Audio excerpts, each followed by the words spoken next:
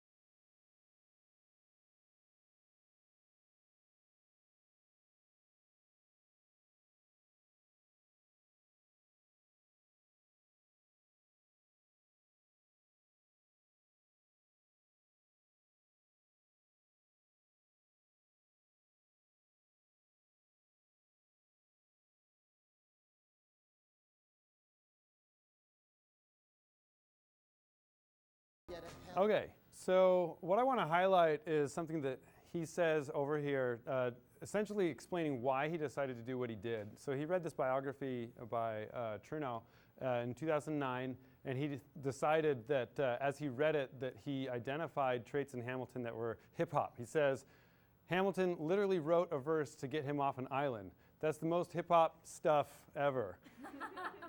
Okay, and then furthermore, oh wait, so let me go back, sorry. So if you follow the history of this, and one of the nice things about Lin-Manuel Miranda is that he chronicled what he did very well. I think that he was coached by others who had done musicals before.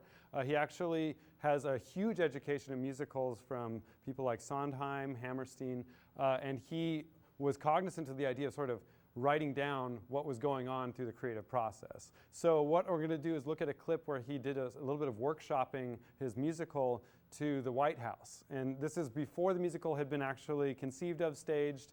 He was actually in the middle of thinking of it as a concept album. So he thought about Jesus Christ Superstar, which was something that Andrew Lloyd Webber did, first as an album and then made it into a musical. And that's the way he conceived of doing this particular, this musical. So we're going to go and watch him speaking to the White House. And you can see in the way that he talks. I'm thrilled the White House called me tonight because I'm actually working on a hip-hop album. It's a concept album about the life of someone I think embodies hip-hop, Treasury Secretary Alexander Hamilton. You laugh, but it's true. He was born a penniless orphan in St. Croix of illegitimate birth, became George Washington's right-hand man, became Treasury Secretary, caught beef with every other founding father, and all on the strength of his writing. I think he embodies the word's ability to make a difference. So I'm going to be doing the first song from that tonight. I'm accompanied by Tony and Grammy-winning music director Alex Lacamoire.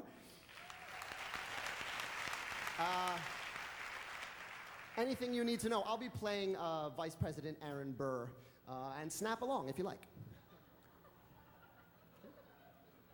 So you can see that people are like, what are you talking about? How does a bastard orphan son of a whore and a Scotsman dropped in the middle of a forgotten spot in the Caribbean by providence, impoverished in squalor, grow up to be a hero and a scholar. The $10 founding father without a father got a lot farther by working a lot harder, by being a lot smarter, by being a self-starter. By 14 they had placed him in charge of the trade and charter, and every day while slaves were being slaughtered or carted away across the waves, our Hamilton kept his guard up. All right, I'm going to pause it there. I could listen to it all day long, but I'm hoping that you're somewhat aware of this music, that it's not new to you. We're going to actually be coming back to that particular set of music in a little bit to discuss his rhyming scheme. But I wanted to then add a few highlights to this slide here, where he says that the thing that drew him to think about Hamilton as a hip-hop character was that he was transcending, that he transcends the struggle. And he says further, if you look at your favorite rapper, that is most likely what they did too.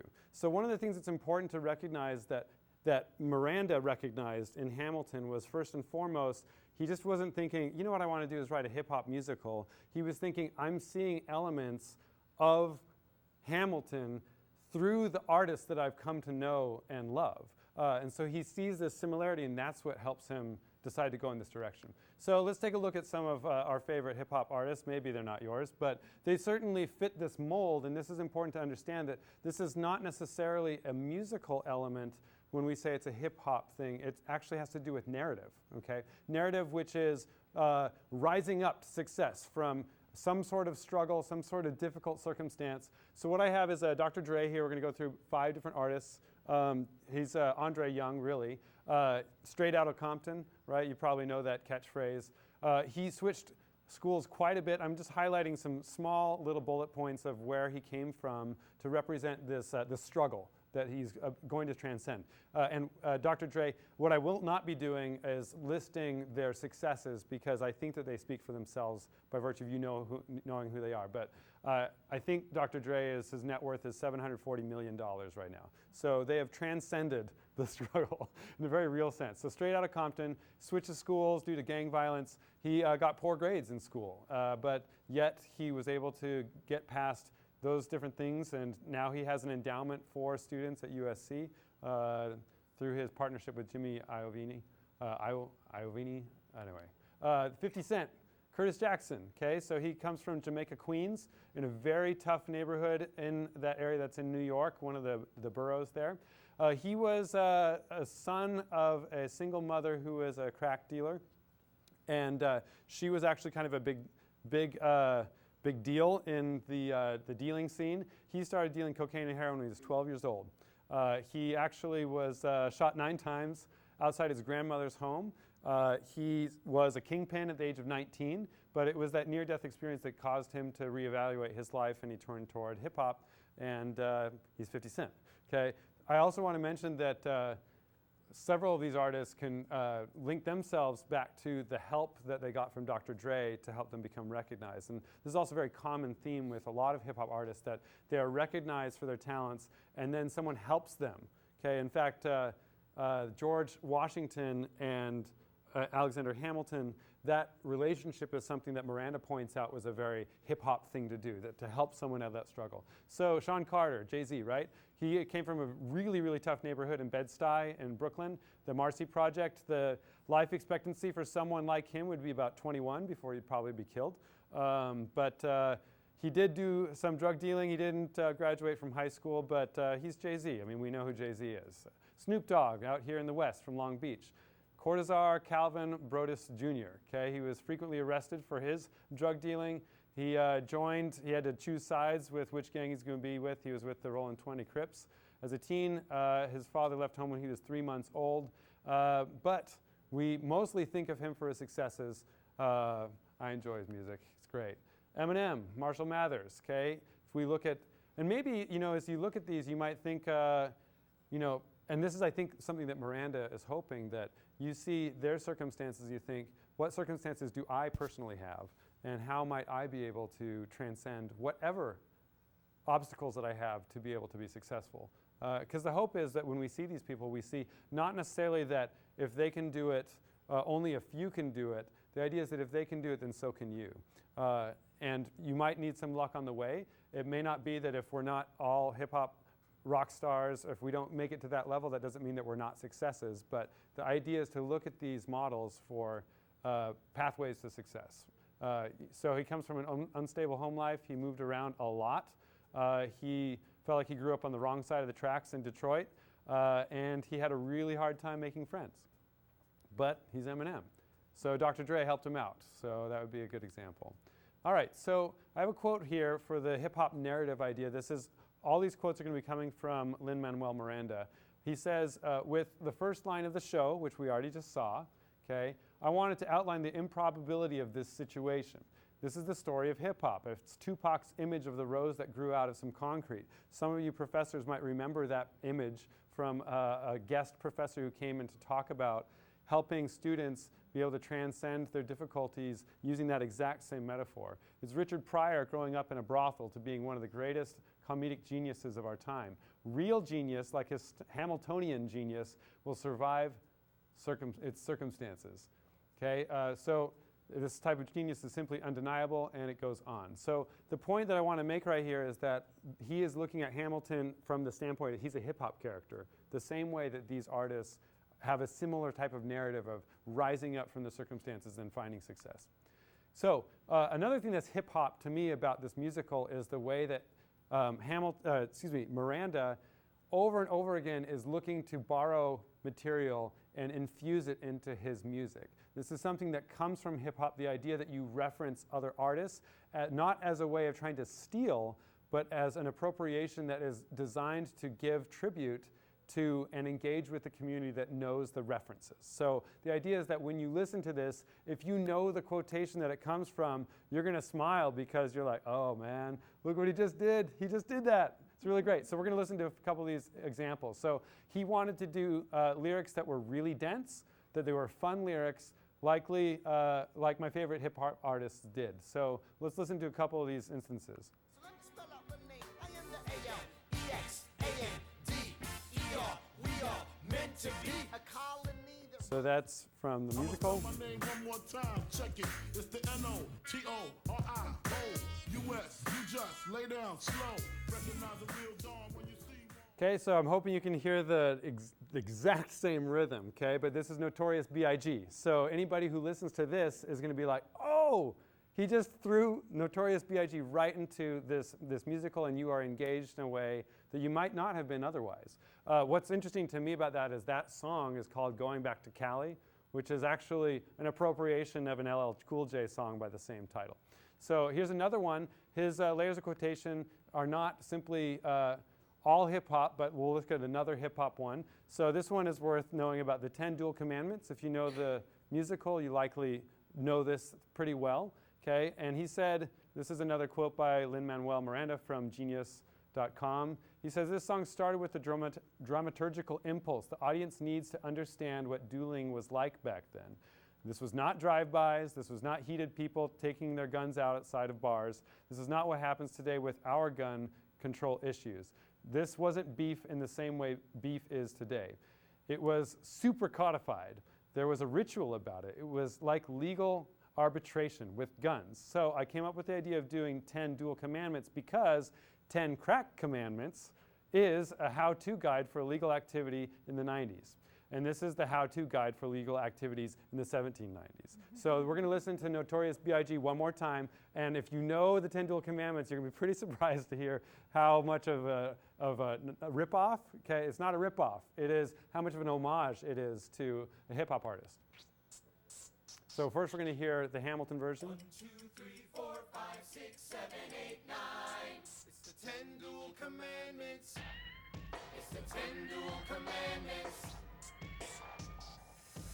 Number 1, the challenge demands satisfaction. If they apologize, no need for further action. Number 2, if they don't, grab a friend. That's your second. Okay, so it's a little taste of that one. Now here's Notorious B.I.G. 1, 2, 3, 4, 5, 6, 7, 8, 9. It's the 10 crack commandments. Wow.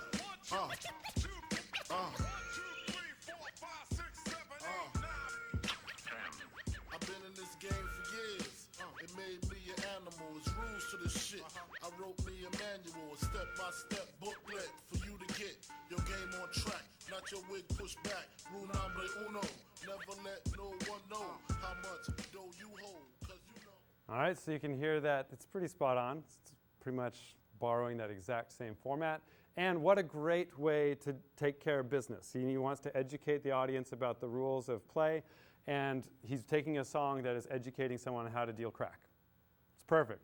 Okay, so both illegal activities, right? Okay, so the thing is he's a self-declared pop culture omnivore. There are many other things that are going on that are quotations that are not hip-hop, okay? It is the hip-hop nature to be doing this sort of homage, but he's borrowing from everywhere, okay? So for instance, Harry Potter I have listed up here.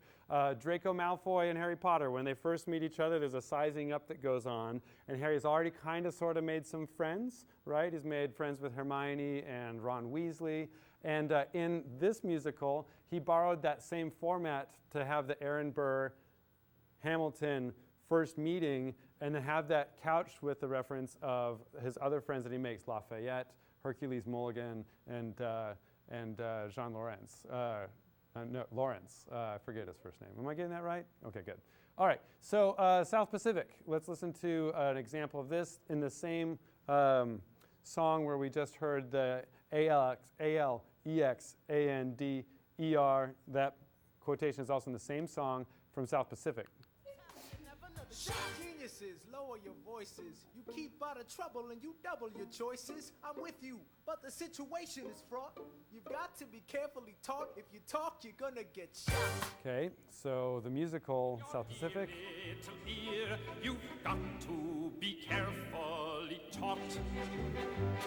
You've got to be taught to be afraid. So it's a cautionary thing. You got to be taught. He's using the same thing. He's deliberately quoting South Pacific to engage another audience, okay? So also, The World Turned Upside Down. You may recognize that tune. Turns out that that's actually a song from the Revolution that he didn't like the melody for it. It was far too boisterous, but it was from the Revolution. So he's actually quoting from history to be able to retell the same story, but just with a new melody. So he's quoting from his knowledge of basically learning all about Hamilton in this time period. And then, as I mentioned, Sondheim, Hammerstein, Lerner, he actually wrote his thesis at Wesleyan on a senior thesis on these musical songwriters. So he has a really in-depth knowledge of a variety of genres, and he's picking and pulling from all of them to make it work out. So now I want to focus on a third aspect that is hip-hop to me, which is a clever play on words. So I'm going to go back to this quote that he had where he says, I wanted to write really dense, fun lyrics like my favorite hip-hop artists did. So we're going to now look at an example of Rise Up. So this is, this is the very beginning. How does a bastard, orphan, son of a whore, and a Scotsman dropped in the middle of a forgotten spot? All these things. So what I've done is I've highlighted here, I'm going to use my little laser pointer, all of the little purple lines here are where there is a similar vowel used, okay? So Scots, dropped, got, spot, prov, squall, skull. Depending on how you say them, you can inflect those a little bit more, okay? Then the $10 founding father, okay? Without a father, got a lot farther. I'm not doing it rhythmically here, but I actually have aligned it rhythmically. So aside from the very first part right here, every single one of these measures from here on down is rhythmically aligned. And you can see how these are not placed in any sort of order. They are just kind of, however it works, we're getting those vowels, but it's a lot of the same vowels. This is something that is used by a lot of hip-hop artists, where the idea is to try to do a play on words that gets the sound in there, but there's a lot of artistic license with not necessarily trying to follow a particular meter to get those vowels to show up in the same place as you might hear in a Shakespearean sonnet, for instance. But in here, we're getting just a whole dense use of him thinking about that syllable and how can I use that syllable to my advantage to tell this story. And you'll notice that there aren't a whole lot of rests, right? There are a couple of spots where he can breathe, but it's a lot of 16th notes, just going one syllable after another. So I think this is what he means by that sort of dense, playful sound. And in this particular instance, he needed to have Hamilton sound like he had a great way with words. So he felt a sort of imperative to reflect the character by having this great turn of words happening all the time whenever Hamilton is speaking. So we're going to look at my shot now, okay? One other thing that is a different treatment is not so much the placement of the words, but the meaning of the words. So my shot, okay, in this particular song, there are at least 5 different ways that he's using that term, and he also couples that with different rhythmic placements of where it occurs within the meter, which is kind of fun. So first of all, we have him saying, "I'm not throwing away my shot." This is basically the idea of saying that there is a rare chance that I have. I'm not going to throw away my opportunity, right? So if we take a look at this up at the top, we get, "I'm not throwing away my shot." Okay, this happens with a little bit of a syncopation. This is the one you probably know from the song. "I'm not throwing away my shot." Okay, so it happens in the upbeat right there. Okay, and then we're going to look and compare with another spot where the use of the word shot has now been displaced. It is not happening on the and of 3, but on the and of beat 1. So it's still a syncopation, but it's placed metrically in a different spot. So we're getting a shift both in terms of the rhythmic use, but also when he says, "It's time to take a shot," okay, that means something different than "I'm not throwing away my shot," okay? So let's listen to these. I am not throwing away my shot. I am not throwing away my shot. Yo, I'm just like my country. I'm young, scrappy, and hungry, and I'm not throwing away my shot. Okay, we'll fade out and go to the next one. Throwing away my shot. I am not throwing away my shot. Yo, I'm just like my country. I'm young, scrappy, and hungry, and I'm not throwing away my shot. It's time to take a shot.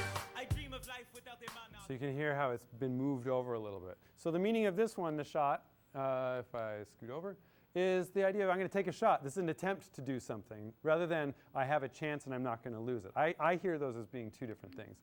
Okay, we have another one where they're in a bar and they're having shots. Have another shot. They're talking about all these things and plans getting riled up about the revolution while they're having some drinks. So that's a third mention of this, okay? So where it shows up is in the same rhythmic spot as before, but he's inserting have another shot. So in the middle of the play, you're going to be seeing the action of them taking drinks while they talk about this stuff. So that's a third use of shot. And then a fourth one is you're going to get shot, right? The warning. So let's listen to these. All right, I'll cue you in here. You and I do or die. Wait till I sally in on a stallion with the first black battalion. Never another shot. Geniuses, lower your voices. You keep out of trouble and you double your choices. So skip it I'm a with bit. you, We've heard this but one, the situation right? is fraught. South you Pacific. Got to be carefully taught. If you talk, you're gonna get shot. Bird, check what we got. Mr. Lafayette, All right. hard rock like Lance. So this is on the other end, not taking a shot, but gonna get shot, right? So this is a caution this time, all right? And then a fifth one, which I think is important, is as you understand the 10 dual commandments, you know, first of all, you know that Hamilton gets shot, right? And ironically, it happens because he does a tactical move with not trying to shoot Aaron Burr. So you have one who seems to be always guarded, Aaron Burr, doing a cautionary thing. He shoots Hamilton, and Hamilton, who always seems to be flying off the handle and uses his words possibly without thinking sometimes, he's the one that is on the receiving end of the shot, and he's actually trying to throw his way his shot in that duel when he loses to Burr and gets killed eventually. It's when he was throwing away his shot. So we have this interesting duality of those things. I see this as being a quintessentially hip-hop thing to do. It is also not just a hip-hop thing to do. This is something that many people do with rhymes to come up with several meanings of songs or of words within their songs. But I feel like it works in both cases. Anyway, I thought that was a kind of interesting play on words that happens there. So I've been wondering as I've been working on this, what is the point of all this? Like, why do this? Is it just because he saw this is an opportunity to write some music about a historical figure? Like, why did he actually want to do this? And what is at stake with the telling of this story? Like, what did we get from it? Is it just that we say, oh, that was a really fun hip-hop, unusual, blending of a historical figure with, hip-hop? Is that all that's going on? And I found myself thinking a lot about Thomas Carlyle and his great man theory. And the great man theory is basically a 19th century idea that says that the history of mankind can be told through heroes. that you basically try to tell history by just looking at anecdotes. And you probably know this. This is a huge influence. I'm sure Professor Brown in the back is just loving the thought of how there are actually other ways to talk about history than this. Okay? But what's happening with Hamilton is we're basically getting the great man theory. But I think it's important to note that this is a tweaked version of great man theory, where it's not just the hero is Hamilton himself, but ultimately we're seeing other people who are being included on the conversation. That's kind of where I want to go with this as I'm drawing to a close, which is that you have not Thomas Carlyle or Hamilton telling the story, but in the end, right over here, the entire narrative of Hamilton is framed by Eliza, his wife, telling the story in the end. Okay? You also have, I would say, in the musical, there's an acknowledgement that there's blatant sexism that occurred that basically limited the options for people at the time. If you're a woman, you probably did not have the same opportunities. If you know the musical, you know about both Eliza and also Angelica going through the limits of what they were able to do. Because of Angelica being the oldest sibling out of the sisters, she couldn't pursue Alexander because he was penniless, and that was not really her available option. So you see many times the idea of looking through the lens not of the man, Alexander, but looking at the people around him who get to tell the story and explain their circumstances. I find that really compelling. So what I have in the background here is Eliza telling the story in the end. We're going to listen to this. And by the way, as we're saying hip-hop, I would say this final piece is the final piece of the act. You get a very Broadway effect going on where we're tying up all the stories in the music musically here, and it's done by referencing other songs that are happening throughout the entire musical. So you're trying to sort of say, I have all these different things that have been going on, and now I'm going to bring it all back in by bringing certain themes back. So I'm hoping as you hear this, you're going to remember and think about, if you know the musical, you're going to hear certain songs that you probably don't associate with this last one. But here we're getting Eliza being able to be the one that tells the story in the end.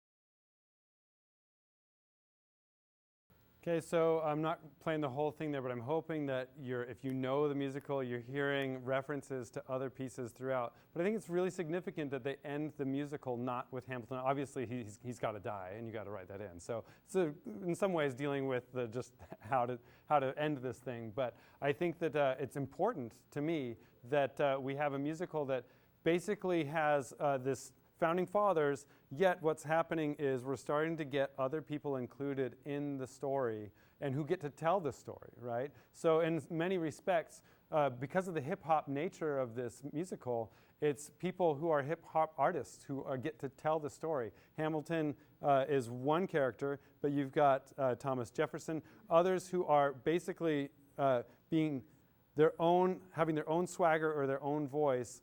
So for instance, the guy who plays Jefferson, I'm forgetting his first name, but David is his last name.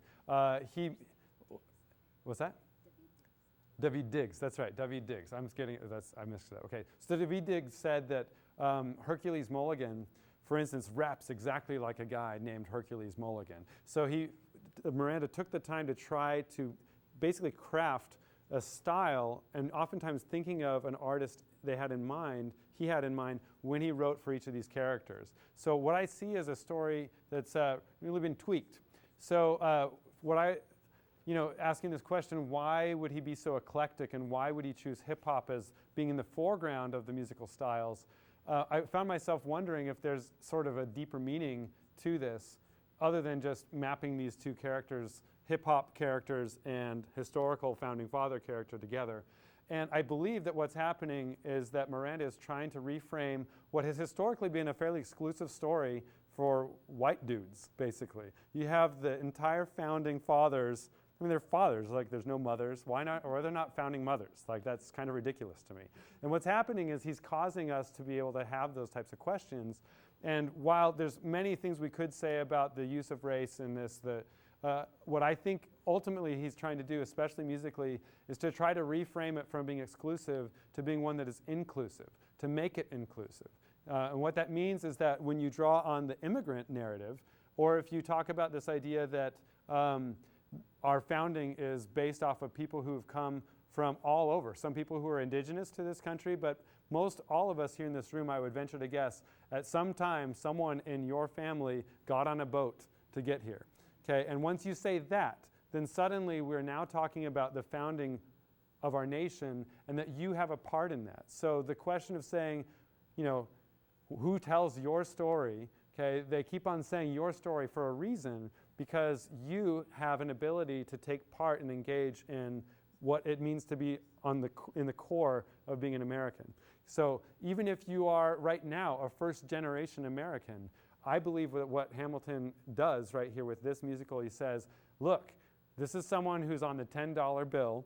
It's about as American as it can be, but he was himself an immigrant. He came from a background not of privilege. So what this does is it draws the line to be a lot bigger for who it is that gets to be part of our nation and be part of the discussion, and who's ultimately responsible to drive forward the ideals that we espouse. So that is my presentation. I want to thank everybody for being here, and that's it.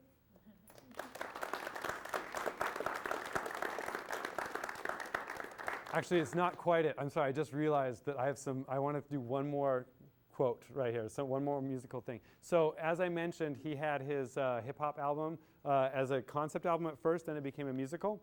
And what he does right here, what I've got is the Hamilton mixtape.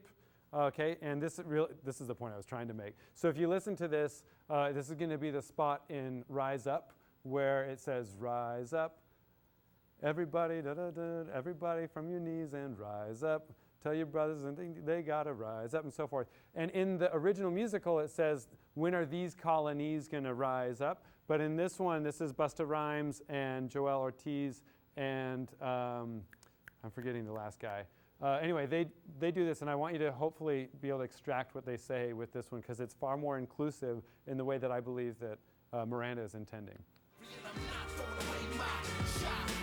Rise up. If you're living on your knees, you rise up. Tell your brother that he's gotta rise up. Tell your sister that she's gotta rise up. When our folks like me and you gonna rise up. When our Every folks like city, me and every you hood, we need to rise up. All my soldiers, we need to rise up. We ain't got no other choice. We need to rise up, rise up. Throughout my travels and All right. So when are folks like me and you gonna rise up?